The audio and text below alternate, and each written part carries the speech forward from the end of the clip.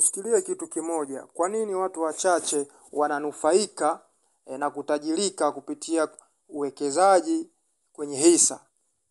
Ukichunguza vizuri, ndugu mkulima, waliofanikiwa vizuri kabisa kwenye uwekezaji wa hisa ni wale waliowekeza muda katika kujifunza, wakawa na nidhamu pamoja na uelewa mkubwa, na hata market volatility ikija, kutokana na uelewa walionao, huwa wanageuza kuwa fursa ya kuweka zaidi au fursa ya kuwekeza zaidi, na hili huwafanikisha zaidi.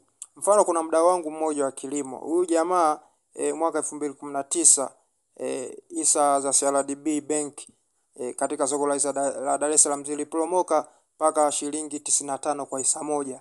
Kwa hiyo huyu mdau wangu mkubwa wa kilimo uwekezaji, yeye aliweza kununua hisa za shilingi milioni 50. Kwa kila hisa moja alinunua kwa shilingi 95. Sasa swali la kujiuliza, kwa nini alinunua kwa pesa zote hizo wakati at that time kila mtu alikuwa anauza hisa kwa sababu zimeporomoka? Jibu rahisi ni elimu aliyokuwa nayo huyu mdau wangu, ambapo yeye alikuwa ameshakuwa na maono, ameona nini kitakuja kutokea mbele. Sasa kwa sasa hivi saa moja CRDB inauzwa 790.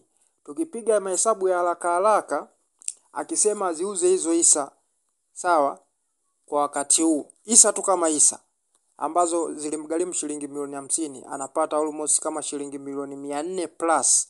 Hapo alikuwa anapokea gawio hiyo miaka ya katikati hapo, hatujaliingiza hapo. Sasa kwa nini leo unasema kuwa uwekezaji wa kwenye hisa ni hasara au uwekezaji ulipi? Wakulima tuamke, fursa zipo, hizi ndo fursa.